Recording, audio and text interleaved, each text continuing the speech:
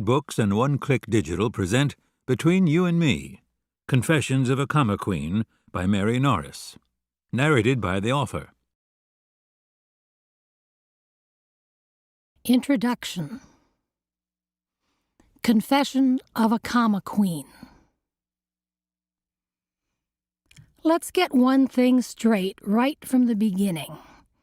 I didn't set out to be a comma queen.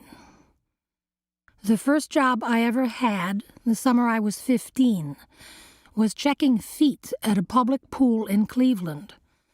I was a key girl. Key personnel was the job title on my pay stub. I made $75 a week. I never knew what that was supposed to mean.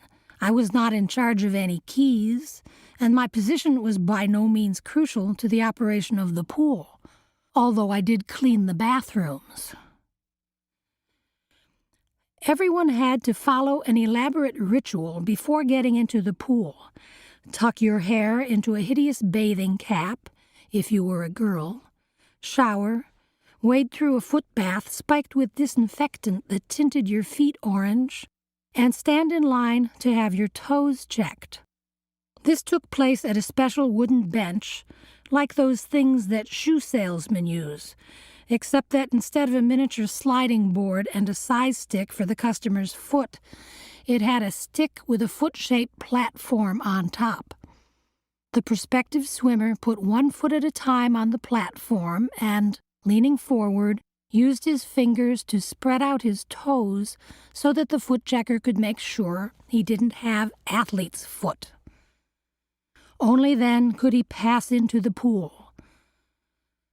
I have never heard of foot checkers in any city besides Cleveland, where their presence was taken for granted, and can only speculate that at one time there was an outbreak of athlete's foot on the shores of Lake Erie, and a crusading public health official, determined to stamp it out, had these benches knocked together and hired people to sit at them, checking feet. I'm not particularly nostalgic about my foot-checking days, nor do I wish to revisit my time at the Cleveland Costume Company, where I worked after graduation. I had gone to Douglas College, the women's college of Rutgers University in New Brunswick, New Jersey, and I had returned ignominiously to the nest because I couldn't think of anything better to do. The costume company was fun for a while, renting props to local TV shows, putting together costumes for summer stock productions of restoration drama. On my first day, a young black woman, Yvonne, was setting Santa beards in rollers so that they would be curly by Christmas. An older black woman worked in the kitchen, starching and ironing the clown ruffs and nun's wimples. She changed from street shoes into bedroom slippers when she got to work and said things like, "My dogs is killing me." The boss was Mrs. Pizzino. P as in Peter, I, double Z as in zebra, I-N-O, she would say, spelling her last name out over the phone. And under her tutelage I learned to repair big papier-mâché animal heads and not to paint the panther's eyes blue. Halloween had always been my favorite holiday, and I borrowed a costume from work. A hooded green corduroy robe like something a fairy tale dwarf would wear, and threw a party in my parents' basement. It featured copious amounts of alcohol and candy.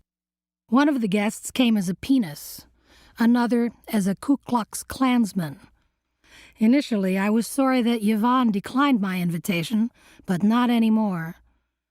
When the party was over, I decided that my career at the costume company had peaked, and I was going to quit.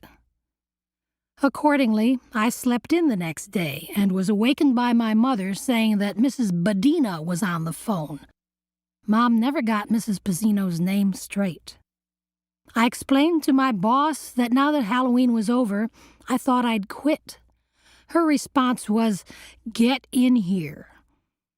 There is just as much to do at a costume company after the holiday as there is in the weeks leading up to it.